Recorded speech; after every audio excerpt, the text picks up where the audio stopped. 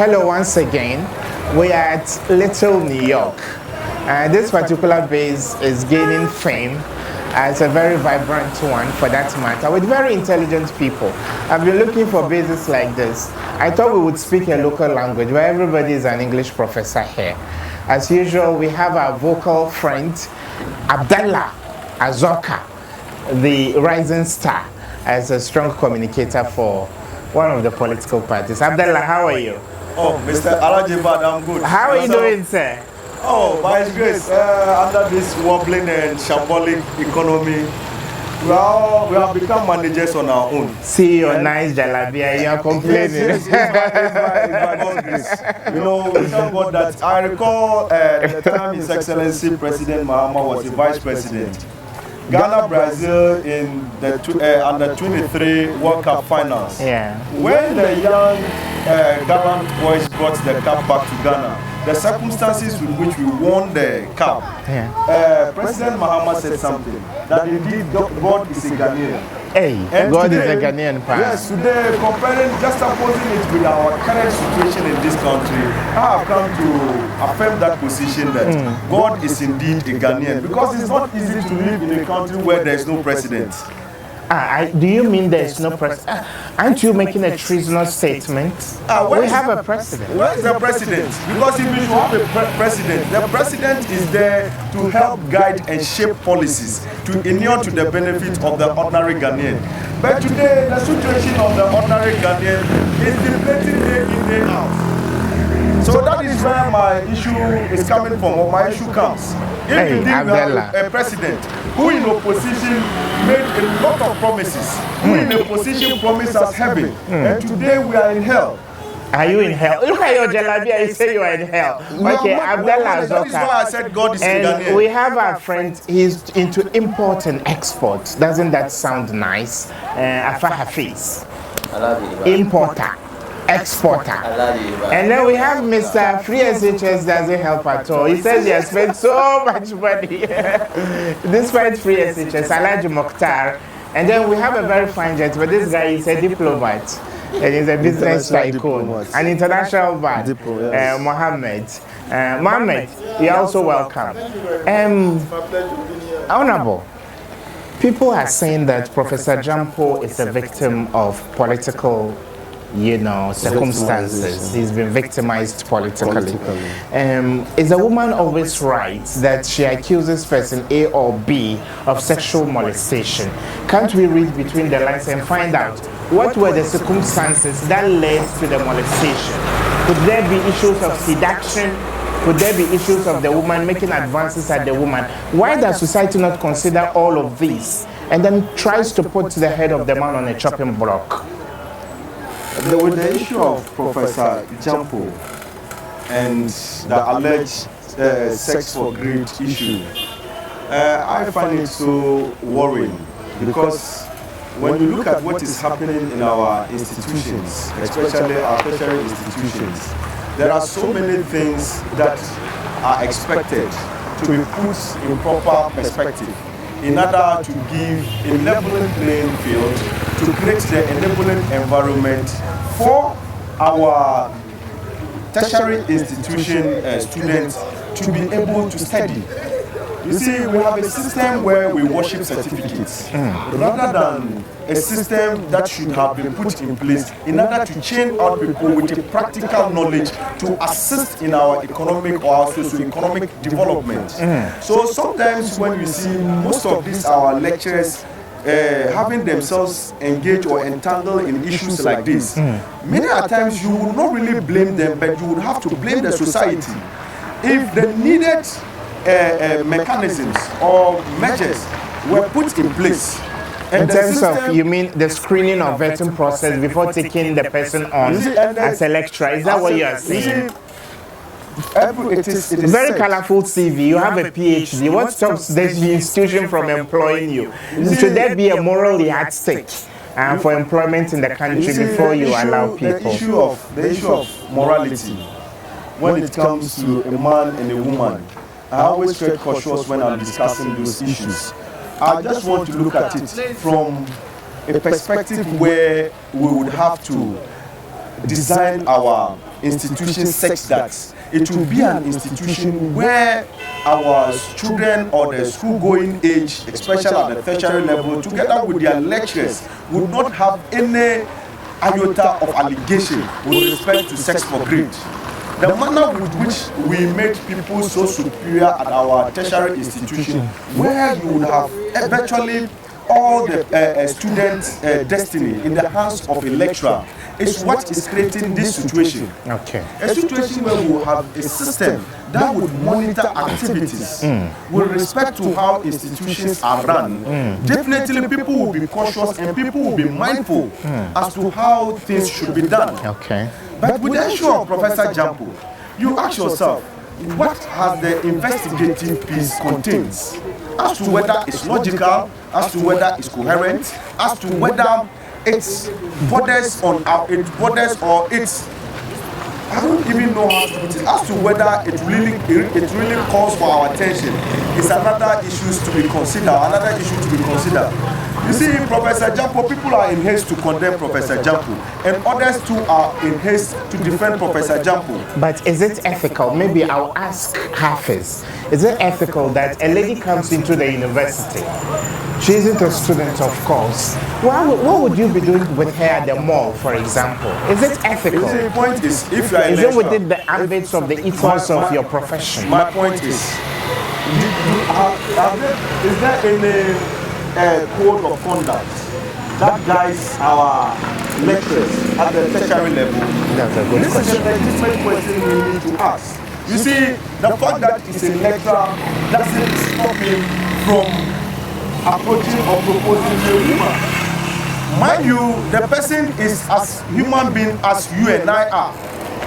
And the person would have feeling towards a woman. Once the person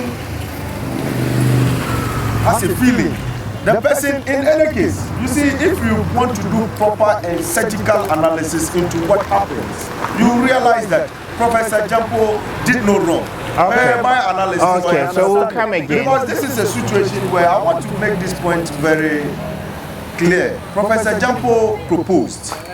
Professor Jampo never took was there advantage. acceptance? There wasn't. Because the argument also is that the portions of the video were edited. So maybe soothing words the woman said to him, enticing things she said to him were all axed out of the final cut.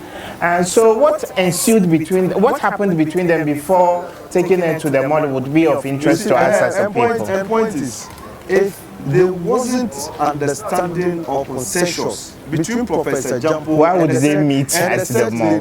And the said lady, there wouldn't be a meeting between Professor Jampo and that lady at the mall. Okay. So if you look at it critical, that's why sometimes when government is reacting to issues, I expect government to be meticulous in their response. Honorable Abdallah Zoka, we'll come back to you. You can hand over the mic to Abdallah. Hafiz. They say firewood and petrol, when they come together, of course, that is a combustible mix. A lady says, oh, I've been raped. You ask, where did the rape take place? In his room. What took you there?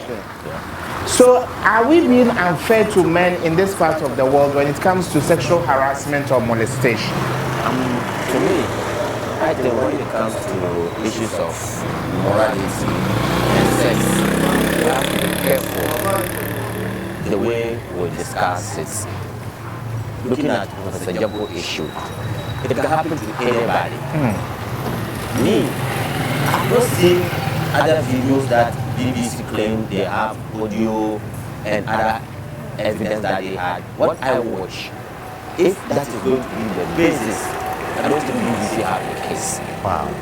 Why am I saying this? Because Mr. Jampo did all this outside his office. If I'm not interested, if you're a lady and I'm proposing to take you out and you are not interested, the only thing you tell me is, I'm not interested and I'm not ready to go out. And I don't think Mr. Jampo went to the lady's house or went to the ladies, how do they call it, his house, and just went and pick her out force. It was an understanding between the both of them. Yeah, I'm with you. I'm Why listening. don't he use his office? He abused the office until I have seen the essence of what BBC is having. So when it comes to the issue of sex issues, we have to be careful. We have to be careful. So, well, you are a lecturer, somebody, and you see, there are many international organizations with very strict standards when it comes to the ethics as you engage with people. Olam and others, Médecins Sans Frontières and others. But in Haiti, one guy was fired. Why? Because he exploited the vulnerability of women. In a hurricane ravaged country.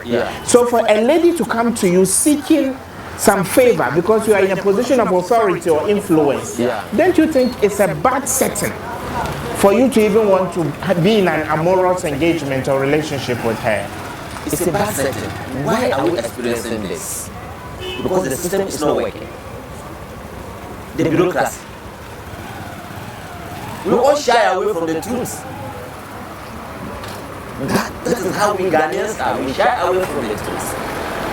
Because as a lecturer, one lecturer will enter a class having over 200, 300 students. At the end of the day, we're going to mark each and every one, thousands of students.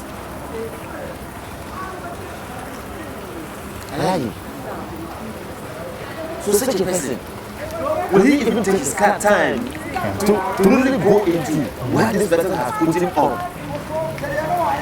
The person is hesitating to just get the whole thing done. So if I'm a woman, they dress seductively. And why would you present your assignment to a lecturer in his bungalow? How? That is what I meant by saying, it's all about the bureaucracy that we have. We should address this first. Hafiz is into import and exports. Whatever you want to import or export, you can see Hafiz. Alhaji Mukhtar, you are an elderly guy. You've seen so much throughout your life.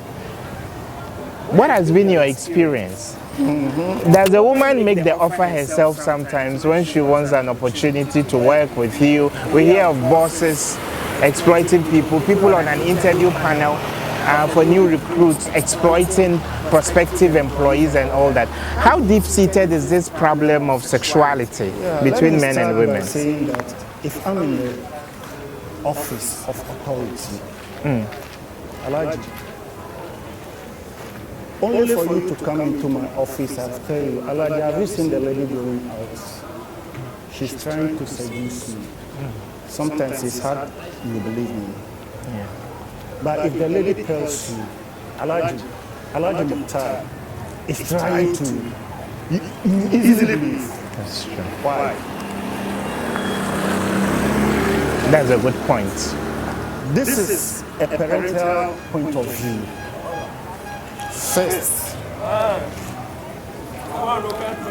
First, maybe when she's working, or maybe as a student, she'll come to my office as a lecturer, saying she wants me to do the mentor. And she had a silly idea in her mind already before she comes to me. Maybe I've also taken her as a daughter, a sister, or a friend to be able to help her. And there are some characters. When she comes to my office, she starts showing it. Non-verbal communication, hipped up boobs, catwalking. Yes. And some are easily convinced through that. Whatever he wants to do, he cannot do it alone. All the help that he wants to give, unless he has touched the apple before he is satisfied. You understand? And sometimes too,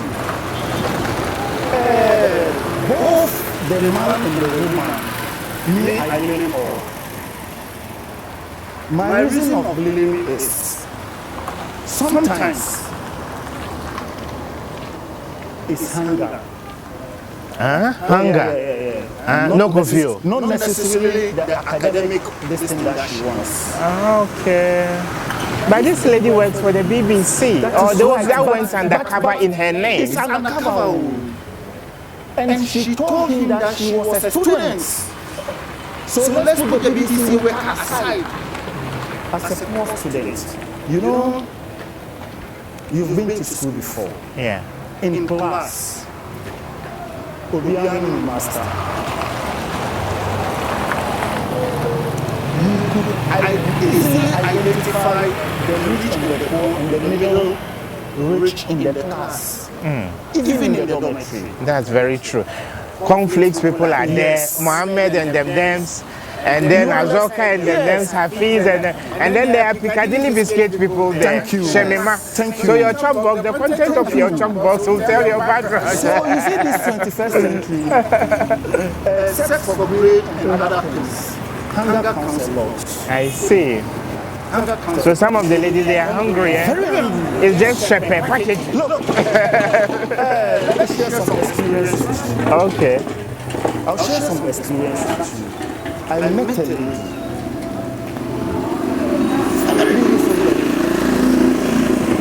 When I went to her house, she was eating tuozafi with kuka, with school boys. Tuozafi with kuka, is it meant for the poor? I'm coming. Any meal can be. You will let it land. You understand? So she just told me that, oh, Alaji, as for this one here, because of the scent of the dawa. You see? So I told her, okay, then let me go home and If it is Dawa scent you want, go to the market. thank you. You understand? So when I came back to pick her house, we went to buy food. She was just removing the rest of the Chicken. every part, taking drinks left, right, center. You can imagine. So girls, they honk. Yes, Girls majority are of hungry. them. Some, not all. Yeah, Some girls are majority of hungry. them. You see, and about the difference between the Professor Danko and Wallahi, I will never meet Professor Danko. Do you realize when they went to her, he wanted to buy her shoe because on the first day they met, she was wearing a high heel and the following day she wore a, what is it, some low one. And which he said, you have dressed differently. I wish I could buy you a shoe that you can take for. So when they got to the mall, he was buying her one. She took another one. What is the advantage there for Professor Danko? He will take an advantage of this. I'm buying you one. And you decide to take two. Into whose pockets? And on whose account? Whose account? Does he look like a philanthropist? Never. But black for the Christian. Yes, for the Christmas. So you are drawing the attention of the man to doing something. We are all men. Women can seduce us and we can also do the same to them. And nobody will ever see a good meat with the chocolate. Yeah, sounding sexist now. Yes. Elijah Mokhtar. Nobody will see a good meat. That's the punchline. But some meat can be poisonous. You know? You may chop the wrong meat. It could be poisonous. Okay, Elijah Mokhtar. Elijah Mokhtar. Now we'll go to Mohammed. Mohammed, Elijah Mokhtar made a point. This mentor-mentee thing is a bit suspect because you were in uni. Mohammed was in AUCC, and also Abdullah Azoka. You were even the SRC president. Yes. So sometimes, Mohammed, are the men to blame? Like you'll be sitting, you're sitting, quote unquote. Prof Jampo didn't go to the lady, the undercover lady. She came to him. And so are we, is society a bit disadvantaged against men on this thing? And it puts women on a higher moral pedestal than men. We are the pedophiles, we are the aggressors, we are the trespassers and all that. Is society being fair to us? Thank you very much, Alaji Rubad and our beautiful viewers. My questions will be coming from both ends, just to allow me balance my points of a sort or a kind of.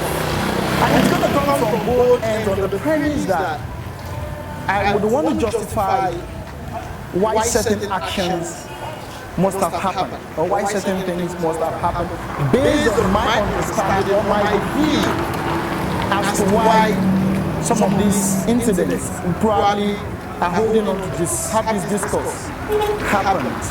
Now, you ask a question, if the men are probably victim of circumstance in this particular thing, I would not want to say yes or no. Probably I don't want to give into gender mainstreaming. I don't want to let those advocates out there beginning to think otherwise.